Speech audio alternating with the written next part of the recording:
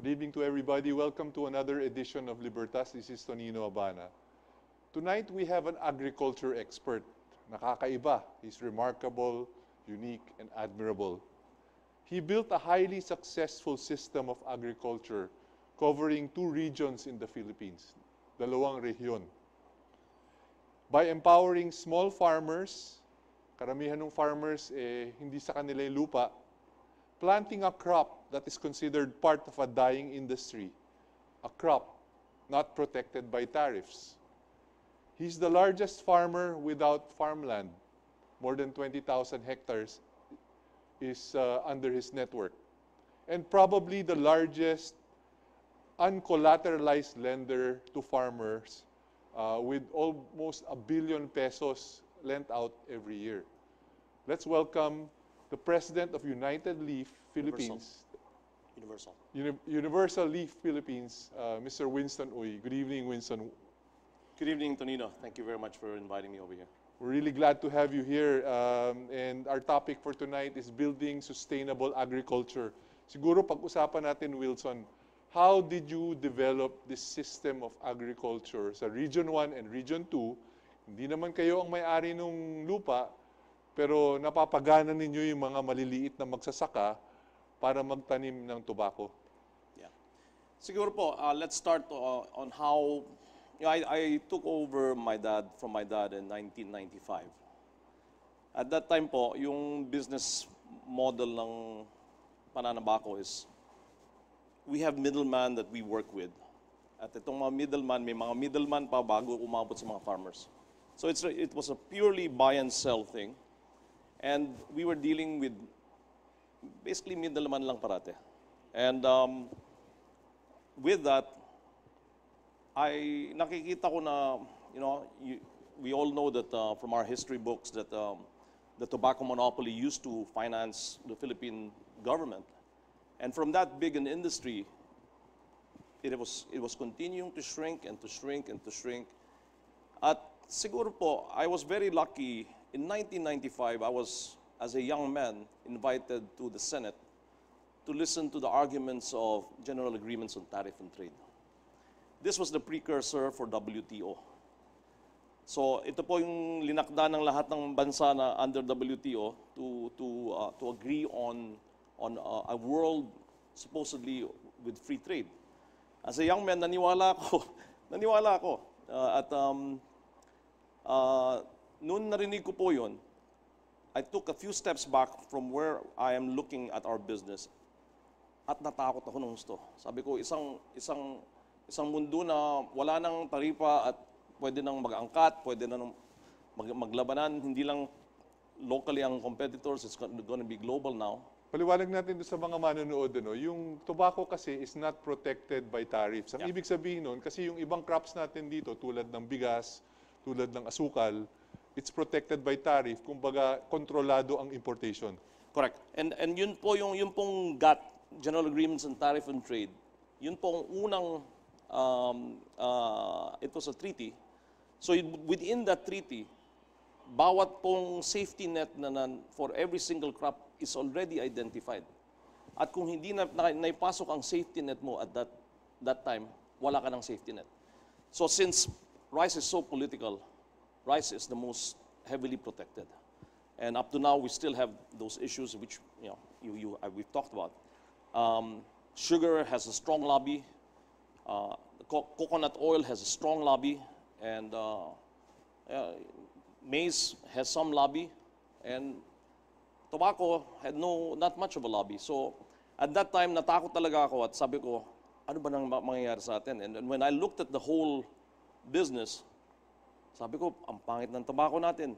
All our customers are complaining na mahal. At sabi ko, paano natin magagawa to?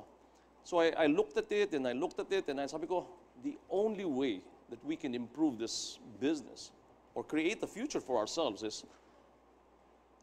we have to go to the front end. Yung pinaka-source ng lahat. At ang pinaka-source ng lahat ay ang mga farmers natin.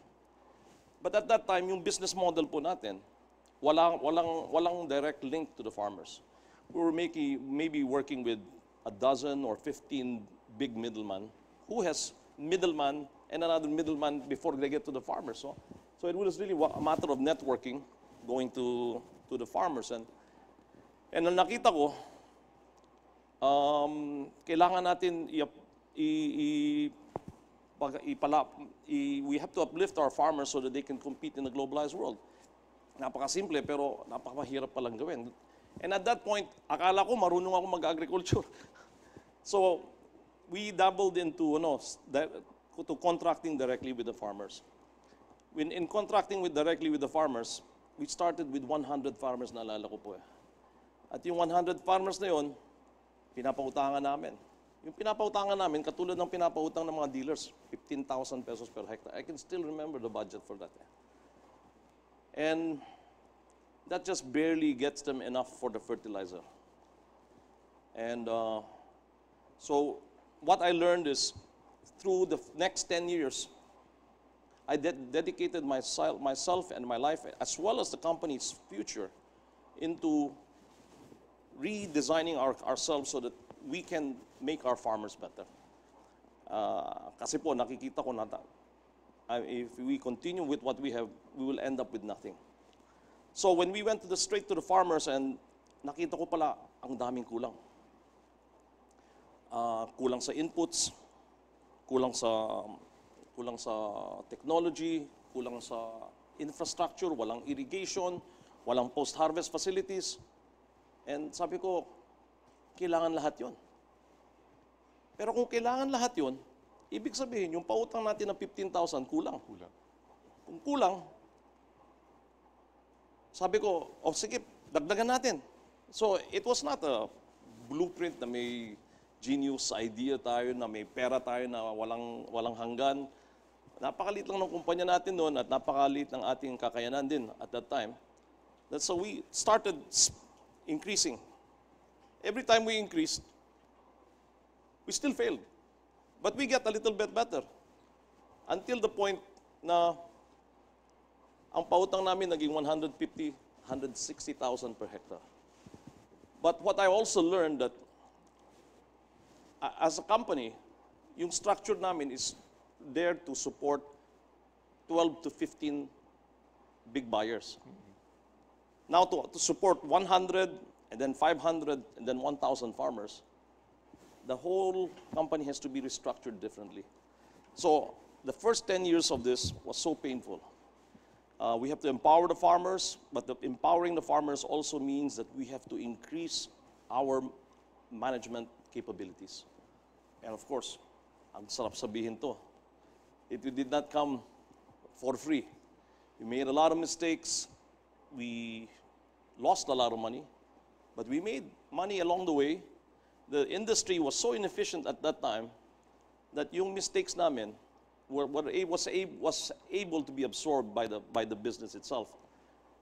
And we made ourselves better and better and better.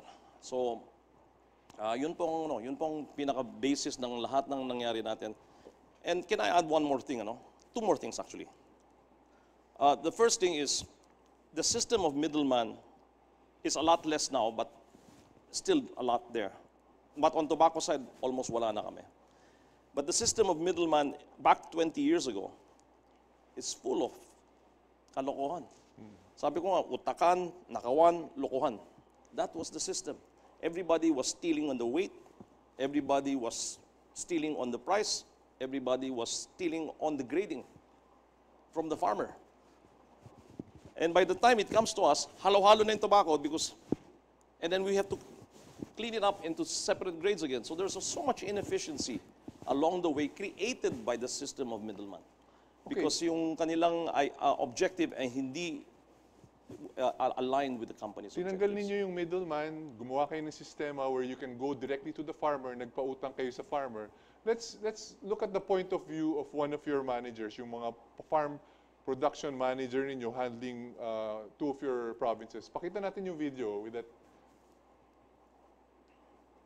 Napakadetalyado ng kumpanya sa pagtingin sa pag-analyze ng relationship sa farmers. Paano nyo ginagawa yun? Kasi yung data gathering ninyo kasama pati yung kung ano yung mga farm equipment niya, kung ano yung other sources of income. Yes po, lahat po yun tinitignan po namin during registration ng farmer, binavalidate po yun ng aming mga farm supervisors. Kinakausap nila yung farmer kung ano yung mga available na farm equipments na sa kanila. And sa tingin mo ba yung mga naging farmers nyo through the years, umangat sa ang buhay nila? Yes po, marami naman po yung umaangat ng buhay nila. Kasi kapag titignan po kasi natin, malaki din yung kinikita nila sa tabako. Compare sa ibang crop, mas malaki po kasi sa tabako. Kayo ang in charge sa pagpapautang. Yes. Nagpapautang kayo ng pera, nagpapautang kayo ng mga supplies, di ba? Sa pag-interview ng farmer, anong tinitignan mo? Sa pag-interview ng farmer, tinitignan po namin kung talagang alam nila kung paano yung pag-grow ng tabako. Kasi yung iba, na lalo yung mga nakiki-encounter namin ng mga new farmers, hindi pa sila marunong, hindi pa sila nakakapag-try na magtanim ng tabako. So yun yung, kapag new farmers, yun yung mga tinututukan namin, yun yung, kasi sila yung kailangang bigyan ng importansya, lalo na para mapag-grow nila yung tabako nilang ng maganda at magkaroon sila ng magandang profit. Paano ninyo tinitignan yung mga ugali ng mga farmer, yung mga ibang farmer na siyempre yung iba dyan may bisyo, yung iba doon may mga ibang problema. Sinasama mo yung ba yan sa pag-analyze doon sa yield? Minsan tinitignan din po ng mga kasama natin. Lagi naman, marami naman yung mga kapitbahay ng mga farmers, tinatanong nila kung kumusta naman tong farmer na to o yung mga nakakausap nila during their daily routine na pagbisita sa mga farmer. Yung hierarchy ninyo, meron kayong farm supervisor? Anong tawag ninyo doon? Yes po. Meron, ang mag-start po siya doon sa grupo ko, production manager, and then mayroong area coordinator and my farm supervisor. Sino yung nabibigyan ng incentive? Yung farm? Yung farmer, yung nabibigyan po ng incentive, may incentive po yung farmer. Yung farmer? Yes. Tapos yung, di ba may parang ano tawag dito? Meron din po yung farmer leader. Yun yung kasama nung tumutulong sa ating mga technician para sa pag-distribute ng mga documents, tsaka yung pagturo din sa mga farmer ng about sa technology, kasi dapat yung mga farmer leader alam nila yung about sa growing din ng tobacco. Sa dami ng pwedeng itanim, bakit tobacco ang dapat itanim ng farmer? Ayun nga po, mas malaki po yung kita compared sa ibang crop, yung sa tabako. Napakataas daw ng yield rate ng at napakababa ng bad loans or bad debt, yung mga pautang na hindi bumabalik. Anong reason kaya bakit ganun napaka-successful nung sistema ng pagpapautang, yung sistema ng pagbibigay ng implements? Bakit napaka-successful ng kumpanya sa ganung gawain?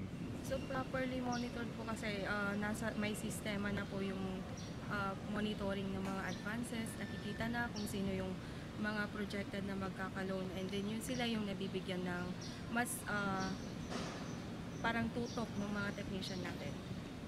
Ano ang tingin ng farmers pag pumupunta yung mga empleyado ninyo sa kanila? Sa tingin ko naman yung pag pumupunta yung mga technician, parang friends sila, close sila na alam nila kung ano yung okay dun sa farmer, kung paano nila i-deal yung mga farmer.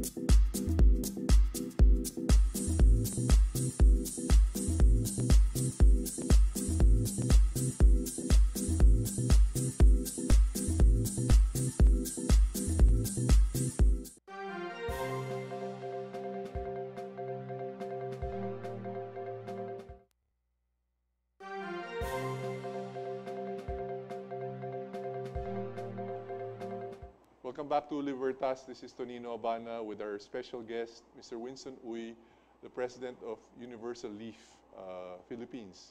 Napaka-interesting nung binanggit niya nung first segment, which is basically nung nagsimula sila, nawala na yung tariff sa tobacco, he had to enter an industry or a business na napakaraming middlemen, napakaraming corruption. Tinanggal niya yun, nagkaroon ng sistema na dumirekta sila sa farmer. Ngayon, kung gusto niyo mag-text, nandyan yung mga messages. Ang objective natin dito siguro ngayon is, baka pwedeng magamit ba itong sistema na ginawa nila Mr. Uy sa tobacco, baka pwedeng magamit itong ibang sistema na ito sa ibang crops para umangat yung agrikultura ng Pilipinas. Do you think it's possible to use this system for other crops? I think it is a must. I think it is a must. But just like yung pinagdaanan namin, there's no paved road, a superhighway that everything works and everything will be all right. It will be coming from somebody taking the lead and believing in it and the will to pursue that course. Yeah. You are the champion for tobacco. You're the champion for tobacco in regions 1 and 2. Ikaw ang nagkaroon ng tiwala sa small farmer. Opa. And kayo ang nagbigay ng pag-asa sa kanila, ng pautang sa kanila. What was behind this? What was behind this motivation of yours, aside from becoming successful with end product? Well, it sounds corny and overly romantic, but I do believe on our schools, the Jesuits' mantra of man for others. And to everybody there, I honestly believe in helping and empowering our farmers to become more and better. Hindi lang po yun, pati mga empleyado natin, I wanted them to be the best and to have the most. And we focused on doing that. And you know what, I just realized that then you have tens of thousands of people also helping you succeed. So I never dreamt about the rewards that I had, but I am very, very happy that I went to a Jesuit school. Yeah. You lend without collateral to these farmers, $1 billion a year. What's your repayment rate? What's your success rate with them? And this is the whole story nga po, no? It did not start this way. It started disastrously. We had repayment rates of 50%. We had bad debts of, on percentage, malalaki. Butit na lang po, malit ng negosyo natin nun. And that's why, ang sinasabi ko, yung pagmamaneho natin ng negosyo, kailangan natin improve and we have to have a stronger and better management. Currently po, after all the systems that have been put in place, we have 99% repayment rate. 99% repayment rate, and that's our objective. Ang sustainability comes from yung income po na hindi pa kikita ka malulugi, which is basically where we all came from in traditional crops. Tobacco used to be like that. The saying in the province is every third crop malulugi ka. And that's because it's the law of averages. That's the law of averages. You provide all the requirements, all the ingredients for the farmer to succeed. You provide that, basically. Yes, sir. And I noticed with your system also, you also monitor other things, including their personal lives. Yeah. How important is that? I remember what I said, that the fabric of the community where the farms are in the past was napakaraming kalokohan. And we had to change that. In fact, most of the middlemen that knows the farmers were the ones that we used first to be our farmer leader. And my God, that was wrong HR in hindsight, no? Kasi wrong, bad character. So we had to get better people and honest people, and that's where it starts from. So, and when we did that, we understood that the whole farm does not work on itself. It works as a community. So how the community works is what you have to understand. Ang tawag na po namin doon, the socio-economic, we do a socio-economic survey to understand the lay of the land, how things work, and who does what, and make things work in each community. Okay, let's give way to this text message from Iligan City, Mindanao. Good evening po. Tanong ko kung bakit mura ang kopra ngayon dito sa amin, samantalang bumibili pa sila sa ibang bansa. Ito ang pangunahing produkto namin dito sa Mindanao. Yung bang sistema ninyo uubra sa kopra? Yun pong sistema namin, uubra sa kopra, but it will take minimum 10 years to get to that level. Ang agriculture natin sa coconut, to my understanding, we're so behind, not so behind, we are so behind in investing for the future. So In the production side of, in the production of copra, or I mean in the farming side, or in the farming side. In the farming In side. the farming of side. copra? Farming side, number one. Okay. Alam niyo po yung mga neighboring countries natin, which are the other major coconut producers in the world. I think between Indonesia and ourselves, we're either number one or number two.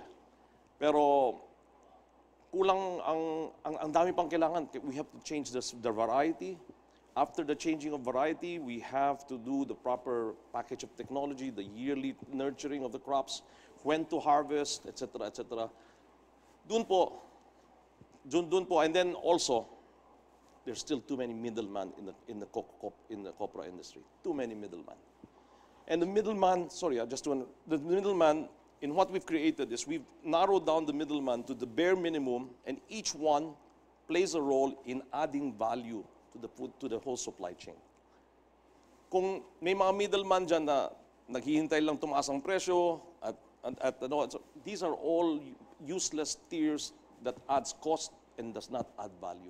Yun ang kailangan natin, the leader has to clean that up. So you're the champion for tobacco. For copra, who should be the champion? Oh The my. oil mill?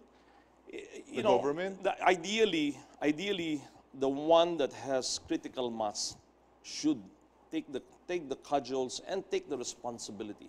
And ultimately po, ang labanan kasi natin dito is we only have one life, and we would like to pursue things that has sustainability. And a lot of our practices in our other traditional crops do not have that. They are being kept alive. Basically, yung hinanakit ko na walang safety nets, they have safety nets that has kept the wrong practices alive as well. So that's the difficult thing about that. In your case, pinupondohan ninyo yung farmer na 1 hectare and below, minsan little bit over a hectare, pinapautang nyo sila, and then bumabalik in terms of products, they become more productive.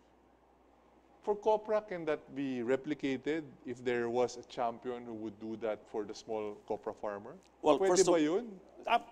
First of all, copra is such a huge crop. Talk about my understanding, 2 million copra farmers or something like that, 2 million plus. So what it needs to happen is somebody champion in one area. And when you champion, it's basically everything that we have to know, the lay of the land, who does what in the community, and from those who does what, kailangan magiging aligned sila sa isang direksyon na may sustainability. And sustainability goes to all the other things, And then, the Coco Levy fund that was now had a law that to be used for the coconut industry, ang daming magagawa. It means money is there, but somebody has to champion it, and somebody with the passion and the heart to do it correctly. In your case, pinag-aralan ninyo ang bawat area, bawat probinsya ng Region 1 and Region 2. And base doon nakita ko doon sa planta ninyo, pagdating nung tobacco from wherever, naka-computer tag na yan. You've used technology in order to make your operation efficient, even if you're using small farmers. Absolutely. Even if you're using farmers that don't own their own land. How are you able to develop that? Parang it's almost impossible to think of that. When I went to Mindanao in the late 90s, I saw all these beautiful farms of banana and pineapple, Sabi ko, ganun dapat ang agriculture. No? And obviously, our system of land ownership and inability to consolidate becomes one big issue. But kinaingitan ko yung mga sabi ko, kailangan The large farms. the large you farms. mean. So sabi ko, how can I make small farms scattered all over the place be as efficient as those large farms? The only way was to computerize.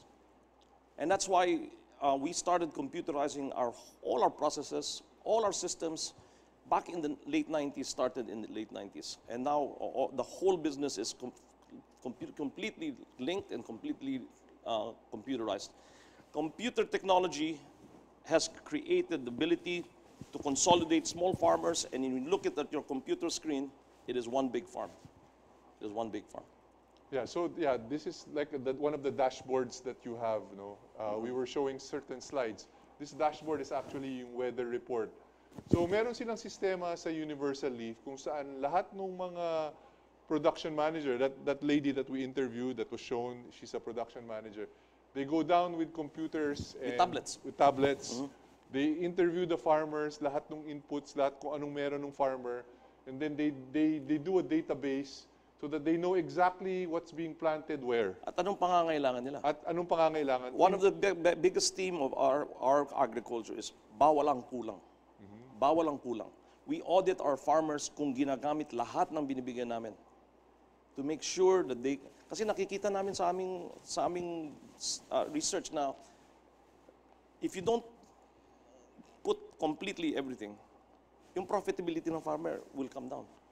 So we have to make sure that they use it, and so far, we've been successful in doing that. Well, have you seen the lives of your farmers improve because of this system that you have instituted?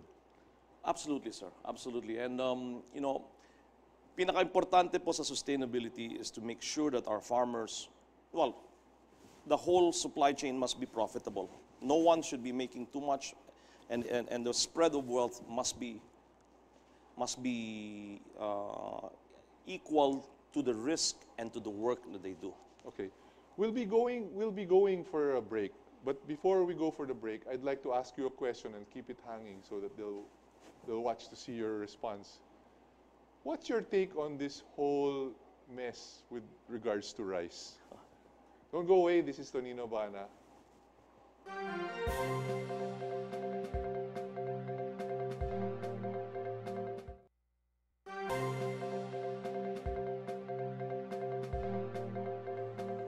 Welcome back to Libertas. This is Tonino Abana with our special and unique and admirable guest, Mr. Winston Uy, who's the president of Universal Leaf. And before the break, I asked him, what's his take on rice? The high price of rice, the way it's being managed by the government, the dwindling stocks of NFA. Well, the rice is so political and it's so passionate. Going back to 1995, rice was given the biggest safety net because of all that reason I just told you. It has been a double-edged sword. Nakatulong pero nakasakit. In 1995, galit na galit ako at wala kami nakuhang safety net sa tabako. But dahil sa wala kaming safety net, we were exposed to the true market forces, not just in the Philippines, but globally. In fact, agrabyado pa nga because maraming markets dyan, ang daming subsidy na galing sa gobyerno.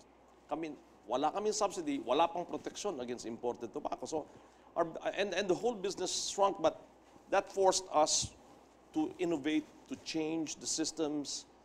Alam niyo po, ang hirap mag-change. And honestly, sa nakita ko, sometimes it has to be painful before people change.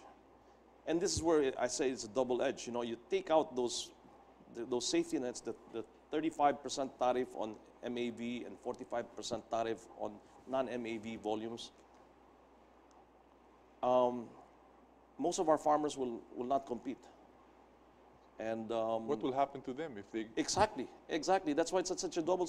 So, the ideal thing sana nga is from 1995 to 2018, we were given enough time to get our act together in agriculture. But the sad truth is, we have not done anything. We are back in square one. The only thing we've done is maybe use a little bit of hybrid seeds, which is not even 100% yet, and that's it. But in order for us to compete globally, it has to do what we did in tobacco, na lahat ng pangangailangan ay nagagamit at angkop at tama ang paggamit. And we cannot teach everybody that overnight. And the fact that it is so passionate makes it a double-edged sword of good and bad. You know? Yeah. So just add to it, the NFA, who's charged to take care of the farmers' prices, to ensure that the farmers are profitable, but are also the ones in charge of importing and take care of the consumers naman, who are like right now, our prices in rice is just ridiculously high. It shouldn't be this high. It should not be this high. And you have an agency that's supposed to take care of farmers on their prices and take care of consumers on their prices. It's contradictory. It's contradictory. And so all these policies, and in 20 years, we have not done anything to correct that. And that's something that has to be corrected. And on top of that, my advocacy that Philippine agriculture is the highest risk, and with the highest risk, we need crop insurance, universal crop insurance, because nobody can afford that kind of premium that we have here. Dahil we are the most ravaged country in the world. I think we're number 3. The first one, number 2 are 2 island nations. We're the real country in the most affected by weather. We have 2 other text messages here. One is from Sultan Kudarat. Ang tanong niya is, good evening, ano dapat ang gawin naming mga farmer? Kasi kapag sabay-sabay ang ani dito sa amin, bababaan nila ang presyo ng palay. Pero at the same time, ang taas naman ang presyo ng bigas. Unang-una po, yun nga po, yung mapping out of the supply chain. Siguro po, dun sa Sultan Kudarat, kulang yung mga rice millers nyo ron. Kung marami kayong rice millers doon that has enough milling capacity, you probably have to be 20% or 10% more milling capacity than the actual production. Doon, you create the competition. So that's just one small part of it. No? In Isabela, which is the rice granary, we have over 100 rice mills there. Napaka-competitive doon. But this is symptomatic of the traditional crops that we have. Rice, corn, coconut, sugar. Boom and bust cycles. Dahil the whole chain must be appreciated and understood. No one has truly took a study on that thing, and to right size and again, the government agency in charge of doing that has counter objectives. So, and that leads to the mess that we have. So basically what you're saying is... Can I add, sorry? Yeah, Can I add? The attractiveness of smuggling at 35% tariff. Attractiveness is too much. Just too high. Yeah. So basically what I'm hearing from you is there hasn't been much progress in our agriculture. That's why we're having all of these shortages and uncompetitive products, basically, because it's being protected by tariff. But at the same time, there has not been much research done on how to improve the efficiency of these crops. Even if, for example, we have Erie in Los Baños, which is supposed to be one of the premier rice research. I disagree with you. The research is there. The research is there. The research is there. It's how to apply it that is not there. How to apply it comes from what we talked about. Know the lay of the land, understand how things work, and then start coming up with a plan to be able to set it in the right course.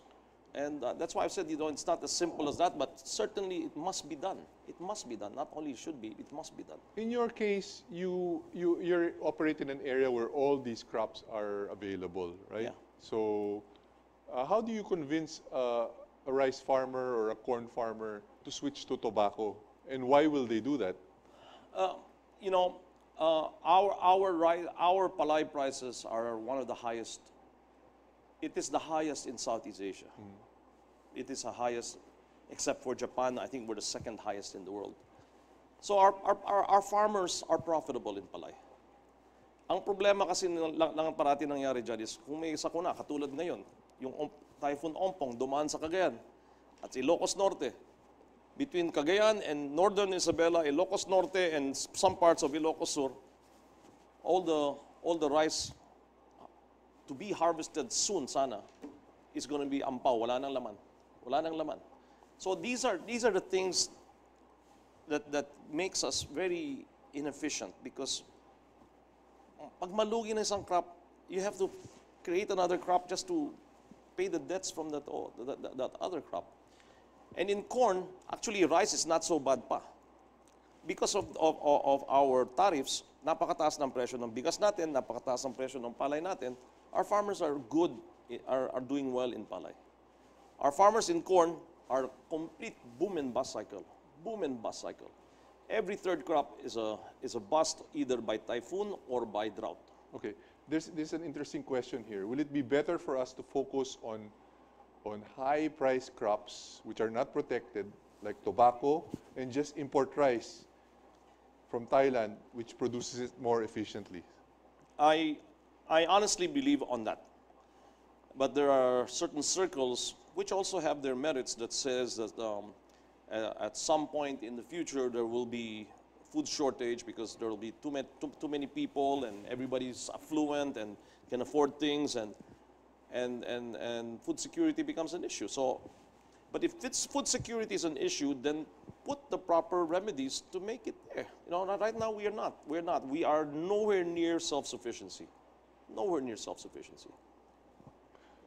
Another question from Mindanao. Sir, kulang dito sa amin ang tractor. Kahit maliit sana, mabigyan kami.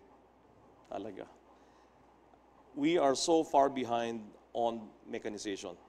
Alam niyo po, that for me, one of the biggest risks that we have right now is, which is a blessing right now, because yung country natin have grown 6 to 6.5% for the past 10 years. I just did our study, taken from the Agriculture Statistics, Department of Agriculture Statistics now. In the past 5 years, 20% of farm labor have disappeared to other works. And that's fantastic for the country. Ibig sabihin, mas marami ng oportunidad, because before, with no opportunity, farm labor is the only worker. But that also highlights, in 5 years, 20%. If we continue our 6-7% growth for the next 10 years, it's going to be even faster than in the loss. So our mechanization must be a priority. Problema dito, mechanization only works on large tracts of land. It works on small tracts of land. But financially, it only works on large tracts of land. Kasi napakamahal ng traktor, napakamahal ng implement, napakamahal ng harvester. When it's spending more than half of the time sa likod ng truck to move from one farm to the other, ang laki ng downtime na yung amortization mo by the number of hectares is not going to be feasible. Or it'll be feasible under our protected environment. But in our unprotected environment, we're not going to be competitive. Your company is an outlier. Kakaiba sila from the others. Because in your case, you thrive even with the small farmers. Ang ginawa ninyo, pinagtahi-tahi ninyo lahat ng mga small farmers through your management information system, your computer systems, and your army of coordinators working for you that understand the farmers' needs. Do you think that's also the same model that the government should be using for the other crops? Is that going to work? Probably same model, pero siguro not as intense as ours. Not as intense as ours, because napaka-critical. Tobacco is such a high value and also such a short-term growth that every activity has to be perfect. And I think the other crops are a lot easier to grow. In fact, a lot easier to grow. And So it should be easier. yeah, it should be easier. And the same data gathering and the same management absolutely must be done. Absolutely. If you control, you have to be in control of the numbers. One of the shortcomings is really the lack of credit to farmers. Yeah. Because the only available credit most of the time is the 5-6, and it's almost impossible to The root repay. cause of the lack of credit to farmers is when the crop is destroyed. That's the root cause. That's the root cause. So the lack of credit means natatakot magpautang dahil baka hindi na maibalik yung pera, which is true. The other part of it also is natatakot magpautang baka wala nang makuwang so for me, government should come in also with the safety net of crop insurance. For me, it should be treated like a PPP. The 4 Ps that we have, it targets the poorest of the poor, which is agriculture and agricultural labor, and it will uplift them in the correct manner of making the whole agricultural sector sustainable. And only when it's sustainable and we don't go to the boom and bust cycles, then money will come in, investment will come in, and that's the time you see an industry progress. Right now, everybody's stuck in 1950 or 1960. Well, time has flown so fast, Wow. Winston. So I'd like to give this opportunity for you to give your parting message to our viewers. Well, first of all, thanks a lot, Tonino. Sa mga nanonood po ngayon, I just want to spread the news that we can do it. Agriculture has a chance in the Philippines. It is so far behind, but ang dami pa nating nakatago, but we need to get our act together. We have to take it seriously, and we have to take it with priority. But it can be done. Tobacco po is a shrinking business globally, and we have our business still growing double-digit every year. And it can be done only when you think differently and do things differently. Thank you, Winston, for being our guest. And as our guest, we'd like to give you this gift certificate from Bayan Holistic Aesthetic Clinic. Oh, okay. I need it for my bags. Thanks a lot, Tonino. Thank you so much. Thank you. This is Tonino Habana signing off. This is Libertas. Thank you. Thank you.